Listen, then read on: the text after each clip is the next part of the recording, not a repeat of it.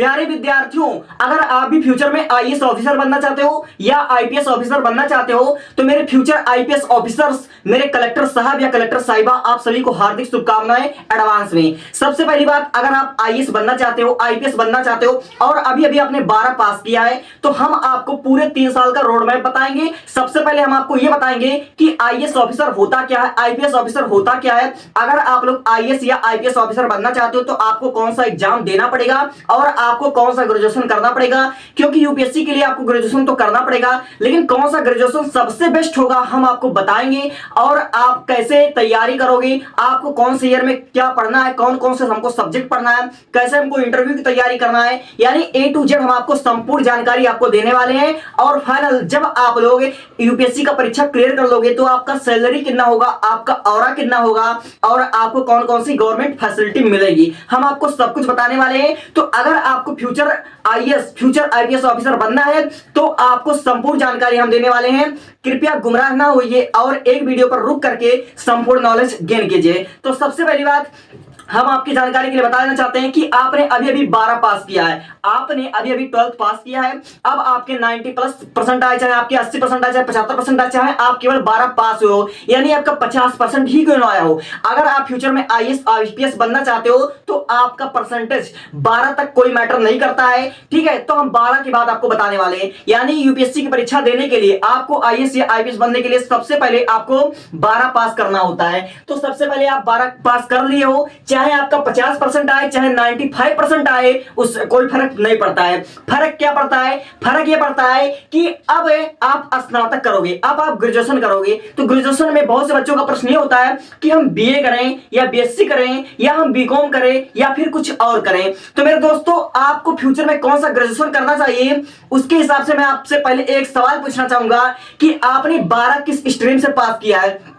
अगर आपने 12 आर्ट से पास किया है, यानी आपने कला साहित्य से पढ़ाई किया है 12, तो आपको बीए करना चाहिए। आपको बीए करना बहुत फायदे होगा, क्योंकि अगर आप बीए करते हो तो समझ लेना कि यूपीएससी की आपका 30 से 40% तैयारी तो बीए में हो जाएगा। यानी अगर आपने आर्ट से पढ़ाई कर रखा है तो आपको बहुत ज्यादा सुविधा मिल जाएगी। यानी आर्ट वाले बच्चे बिना सोचे समझे आप लोग बीए कर लो और फायदे में रहोगे।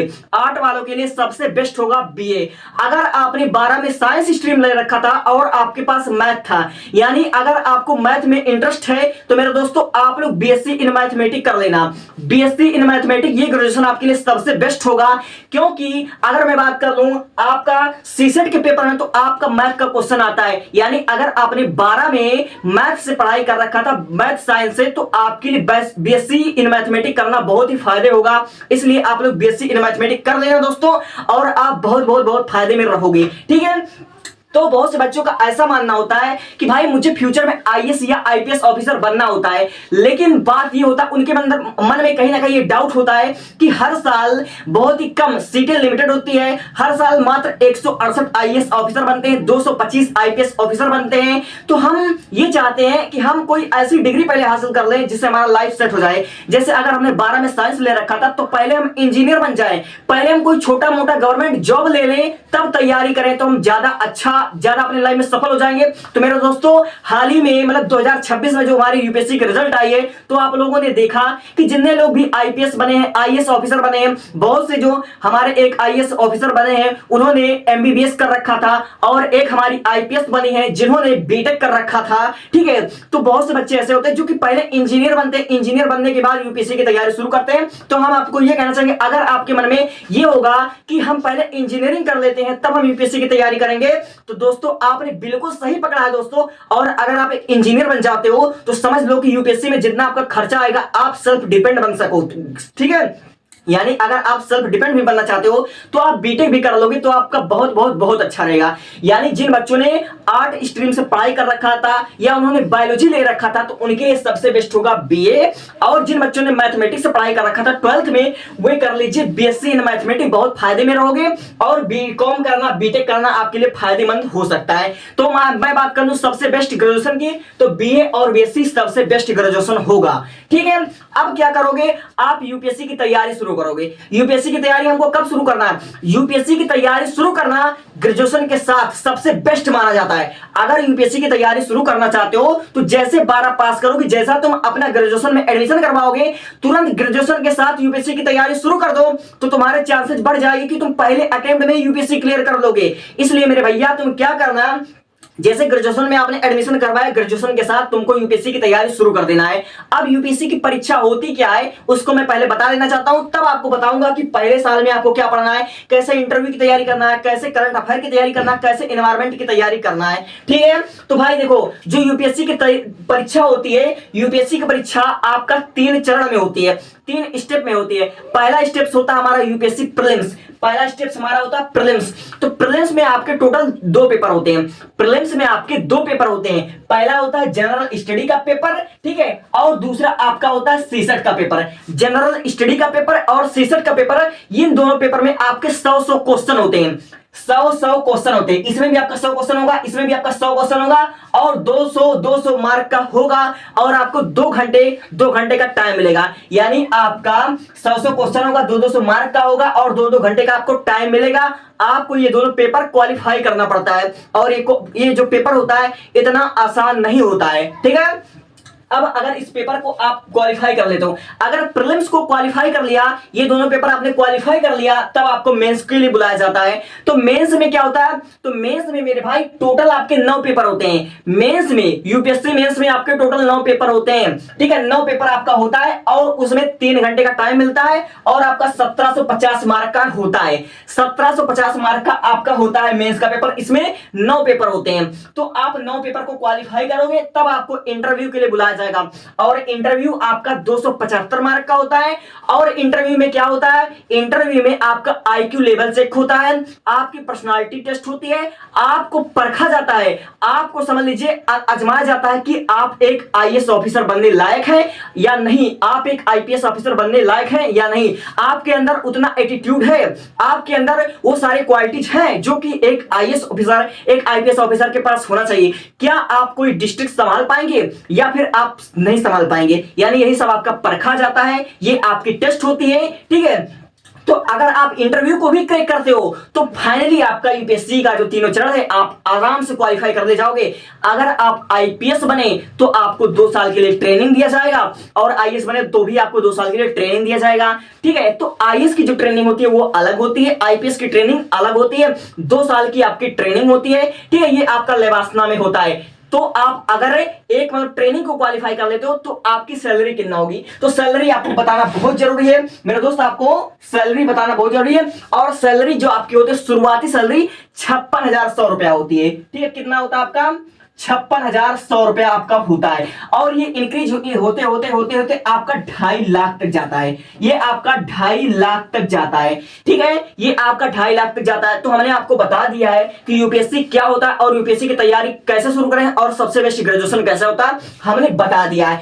अब हम आपको ये बताने वाले हैं, जैसे आप 3 साल का ग्रेजुएशन करोगे या आपका 4 साल का जो ग्रेजुएशन करोगे, तो 3 साल के ग्रेजुएशन में आपको क्या पढ़ना है। तो अगर आप बीए, बीएससी, बीकॉम कोई भी ग्रेजुएशन करोगे तो मेरे दोस्त जो आपका पहला ईयर होगा, फर्स्ट ईयर, यानी फर्स्ट ईयर ग्रेजुएशन के फर्स्ट ईयर में आपको एनसीईआरटी खत्म करना है। क्लास 6 से 12 के जितने भी एनसीईआरटी के किताब होंगे और सब्जेक्ट देख लो, आपको यूपीएससी एग्जाम क्वालिफाई करना है। वैसे तो अनलिमिटेड सब्जेक्ट होते हैं, लेकिन जो आपके मेन सब्जेक्ट होते हैं ये आपके 7 होते हैं।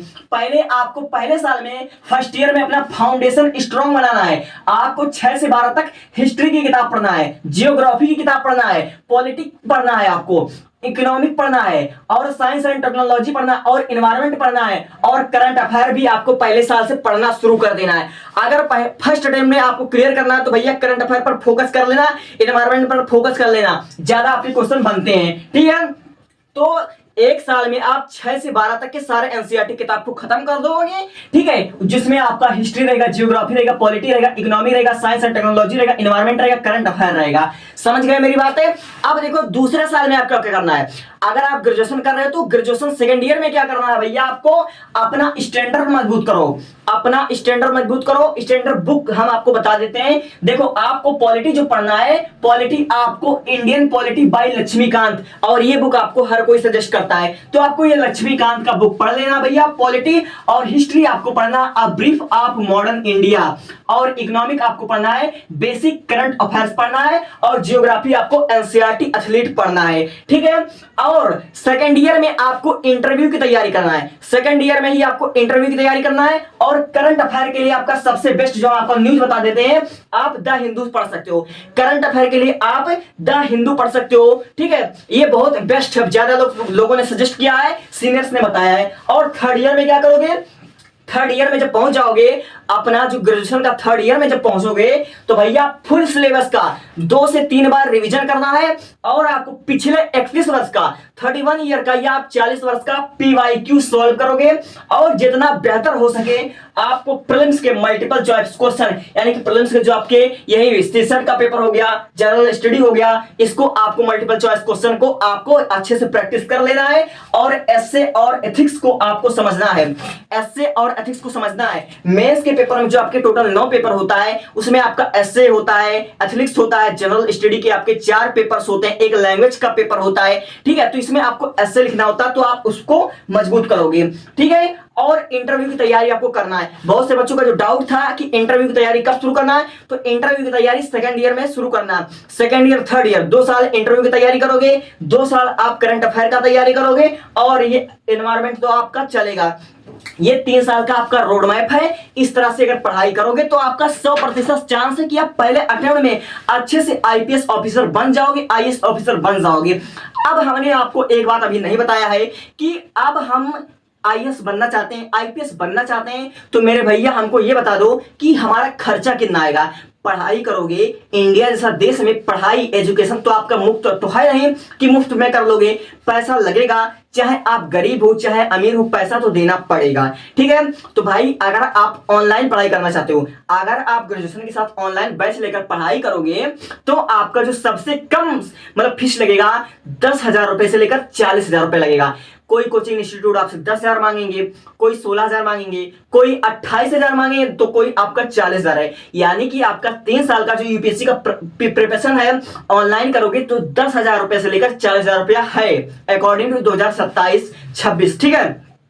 अगर आप अपने घर से बाहर यानी ऑफलाइन पढ़ाई करना चाहते हो, ऑफलाइन जैसे कोटा जाकर पढ़ाई करना चाहते हो, दिल्ली जाकर पढ़ाई करना चाहते हो, ठीक है, जयपुर जाकर पढ़ाई करना चाहते हो, ऐसे बड़े बड़े शहर में आकर जाकर तैयारी करना चाहते हो, तो मेरे भैया आपको 1.5 लाख रुपए से लेकर 5 लाख रुपया आपका लग जाएगा, ठीक है। क्योंकि प्रीलिम्स और मेंस का आपका जो फीस है वह 1.5 लाख रुपया है, कहीं पर 2 लाख रुपया है, ठीक है, तो कहीं पर 1 लाख में भी करा देते हैं। जैसा जैसा इंस्टीट्यूट है उनका वैसा वैसा फीस है। यानी ऑफलाइन का 1.5 लाख रुपए से लेकर 5 लाख रुपया तक आपका तैयारी करने में लग जाएगा। और आपका सिलेक्शन होगा या नहीं होगा इसकी गारंटी कोचिंग वाले नहीं लेंगे। ये आपके सेल्फ स्टडी पर, आपके डेडिकेशन पर, आपके मेहनत पर डिपेंड करेगा, ठीक है। आप अपने सपनों को लेकर कितना जागृत हैं ये तो आप समझ पाओगे ना। सिलेक्शन आपको चाहिए, अपने माता पिता का नाम आपको रोशन करना है, इसलिए आपको कितना मेहनत करना है ये आप डिसाइड करोगे। आप ही डिसाइड करोगे कि आप फर्स्ट अटेम्प्ट में आईएएस बनना चाहते हो या सेकंड ईयर में, या अपनी जिंदगी बर्बाद करना चाहते हो।